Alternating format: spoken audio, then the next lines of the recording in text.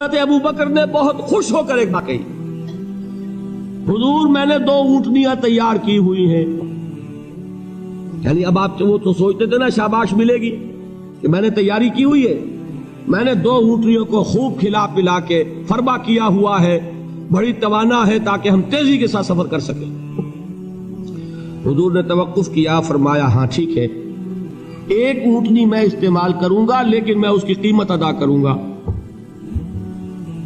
حضرت ابو بکر کی آنکھوں میں آنسو آ گئے، روتے ہوئے کہا حضور مجھ سے یہ مغایرت، کیا یہ جان اور مال کسی اور کے لیے ہے؟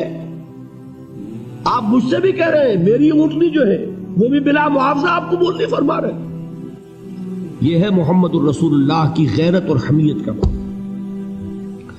ہمارا معاملہ جو ہے دین کی دعوت و تبلیغ کے اعتبار سے بالکل کچھ مختلف بنا ہوا ہے. اسی لیے وہ عزت نہیں، وہ وقار نہیں. یہاں یہ حال ہے کہ حضور کے خسر ہیں، جان نثار ہیں، یار غار ہیں، سب کچھ ہیں، لیکن وہاں بھی یہ معاملہ ہے کہ ٹھیک ہے اونٹنی کی میں قیمت ادا کروں. بہرحال میں جو عرض کر رہا تھا وہ یہ ہے کہ چونکہ رسول کو اجازت نہیں تو فرمایا گیا وَاصْبِرْ لِحُکْمِ رَبِّكَ وَلَا تَكُنْ كَصَاحِبِ الْحُوتِ.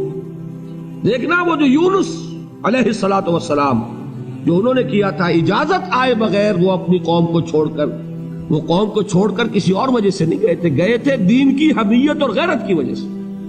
یہ بدبخت بات سننے کو تیار نہیں ہے تو دفع ہو، میں کہیں اور جا کر اللہ کی بات کہیں سناؤں گا، لیکن اجازت کے بغیر نہیں جا سکتے.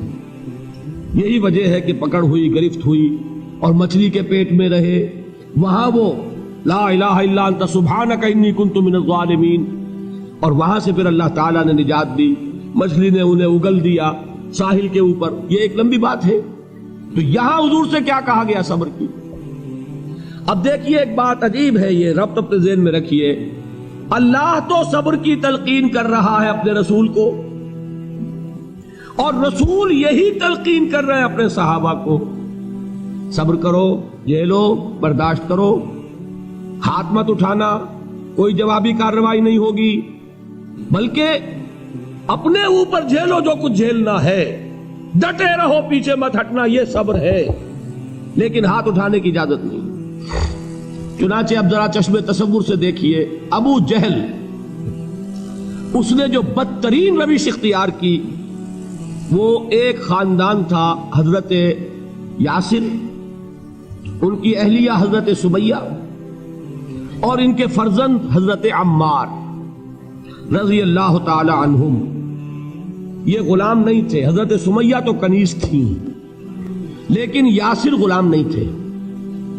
ان کی کہانی یہ ہے، واقعہ یہ ہے کہ یہ بہت نیک آدمی تھے. یاسر یمن کے باشندے، انہیں کو خواب میں بشارت ہوئی کہ نبی کا ظہور ہونے والا ہے مکے میں، جاؤ شاید ان کے قدموں تک پہنچ جاؤ. جیسے حضرت سلمان فارسی کی بات میں نے آپ کو بتائی، وہ تو خواب کی بشارت نہیں تھی، وہ ان کے غور و فکر کا معاملہ تھا. انہوں نے وہ جو آگ کی پوجا پاٹ ہے اس کو چھوڑا اور سفر کیا، اور پھر انہیں خبر دی ایک راہب نے کہ کھجوروں کی سرزمین میں آخری نبی کا ظہور ہونے والا ہے، جاؤ شاید قسمت یابری کرے. انہیں خواب آیا تھا. یہ یمن سے ترک وطن کر کے مکے آ گئے.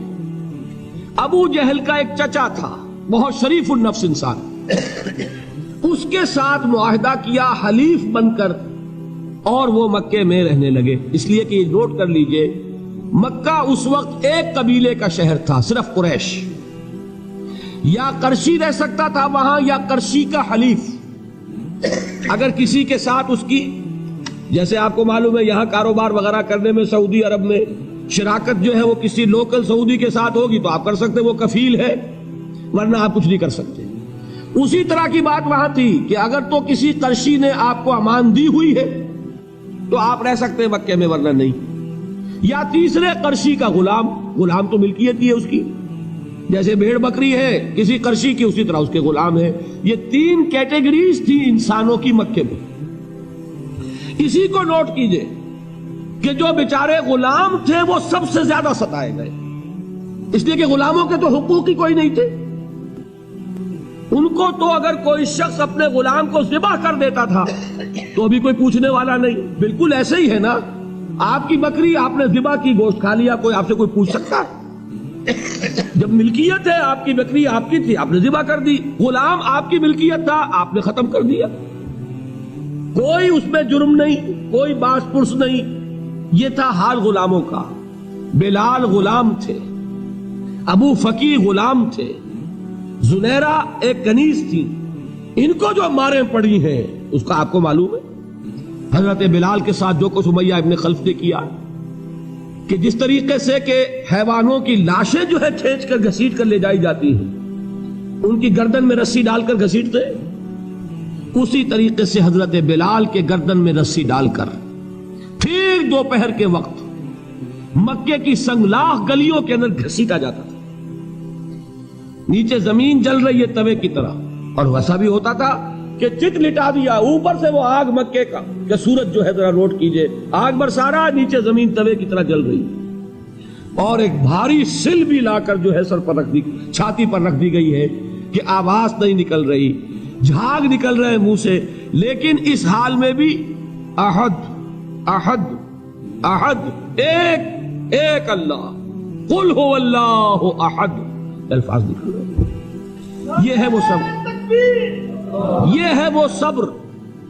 صبر علی الابتلاء, صبر علی الایذاء. یہ ابتلاء اور ایذاء پر صبر ہے. جھیلو, برداشت کرو, اس توحید پر قائم رہو, محمد کی رسالت کے اقرار کرتے رہو صلی اللہ علیہ وسلم, لیکن ہاتھ نہیں اٹھانا. اب میں آپ کو بتا رہا تھا یہ تو غلام تھے, یہ جو تھے یاسر یہ حلیف تھے, غلام تو نہیں تھے نا. البتہ وہ ابو جہل کے چچا کی کنیز تھی یہ سمیہ, انہوں نے اجازت لے کر ان سے نکاح کر لیا. یہ تو کنیز رہیں گی. بیٹا جو ہوا وہ بھی ایک طرح سے جب کنیز زیادہ ہے تو غلام ہو گیا, عمار ابن یاسر. وہ جو شخص تھا بہت شریف النفس ابو جہل کا چچا, وہ مر گیا. اب ابو جہل جو ہے اس خاندان کا سربراہ ہے, لہذا یہ تینوں جو افراد ہیں وہ اس کے رحم و کرم پر ہے. یاسر کو بھی پروٹیکشن اگر ہے تو ابو جہل کی ہے, ابو جہل جو چاہے کرے, اور سمیہ تو کنیز ہے ہی, اس کا تو کوئی حق ہے ہی نہیں, جو چاہے کرے. اور عمار ان دونوں کا بیٹا ہے, لہذا بدترین معاملہ کیا ابو جہل نے ان تین افراد کے ساتھ. حضرت سمیہ کے ساتھ جو کچھ کیا گیا ہے آپ اس کا تصور نہیں کر سکتے. بالآخر جو شہید کیا ہے حضرت سمیہ کو, ایذائیں دے دے کے, سسکا سسکا کے, ان کے جسم کے نازک حصوں کو جلا کے, داغ دے کر. کہتا کیا تھا, ایک دفعہ کہہ دو کہ میرا جو یہ بت ہے یہ بھی الہ ہے, مان لو, میں چھوڑ دوں گا. تنگ آ گیا, کسی طریقے سے ایک دفعہ کہہ دو پھر میں چھوڑ دوں گا. لیکن یہ میاں بیوی حضرت یاسر اور حضرت سمیہ رضی اللہ تعالی عنہما, یہ ہے ثبات, یہ ہے صبر, یہ ہے استقلال. ایک مرتبہ بھی کہنے کے لیے تیار نہیں, جو چاہو کر لو, اب ہم تو اس سے پیچھے نہیں ہٹے. تنگ آ کر اس نے حضرت سمیہ کی تو شرمگاہ میں برچھا مارا اور شہید کیا. حضرت یاسر کے بارے میں ایک روایت یہ ہے, ستا ستا کے, تنگ کر کر کے, آخر کار جو ختم کیا, انہیں شہید کیا کس طرح, 4 سانڈ اونٹ جوان, ان سے رسے باندھے, ایک رسے سے ایک بازو باندھا, دوسرے سے دوسرا بازو باندھا, تیسرے سے ایک ٹانگ باندھی, چوتھے سے دوسری ٹانگ باندھی, اور چاروں کو دوڑایا ہے کہ جسم کے پرختے ہو. اس حال میں کیا ہو رہا تھا وہ میں بتا رہا ہوں کہ اللہ تو تاکید کر رہا ہے اپنے نبی کو, اصبر وَلِرَبِّكَ فَاصْبِرْ وَاصْبِرْ عَلَى مَا يَقُولُونَ وَاصْبِرْ وَمَا صَبْرُكَ إِلَّا بِاللَّهِ وَاصْبِرْ لِحُكْمِ رَبِّكَ وَلَا تَكُنْ كَصَاحِبِ الْحُوتِ. اس وقت سامنے سے حضور گزرتے تھے جبکہ آل یاسر کے ساتھ یہ معاملہ ہو رہا ہے. کیا فرماتے تھے, اصبروا یا آل یاسر فَإِنَّ مَوْعِدَكُمُ الْجَنَّةُ, اے یاسر کے گھر والوں صبر کرو, جھیلو, اس لیے کہ تمہارے وعدے کی جگہ جنت ہے. اللہ تعالیٰ ادھر آنکھ بند ہوگی ادھر جنت میں تمہارا داخلہ ہو جائے گا. یہ ہے تواصوا بالصبر. والعصر ان الانسان لفی خسر. یہ تواصع بالصبر پر کون عمل کر رہا ہے؟ محمد الرسول اللہ صلی اللہ علیہ وسلم.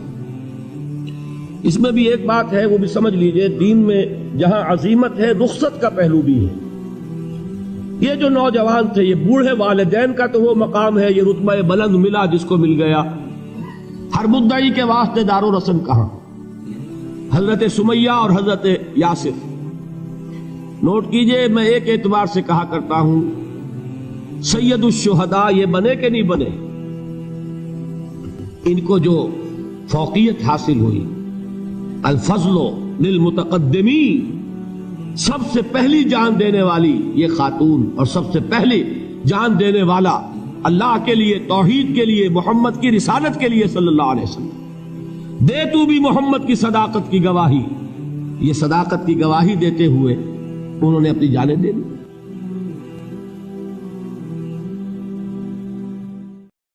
پاسے پاسے چلی جوانی،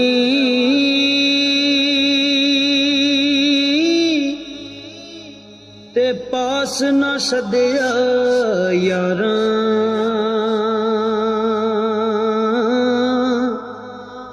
ساتھی کون محمد بخشا،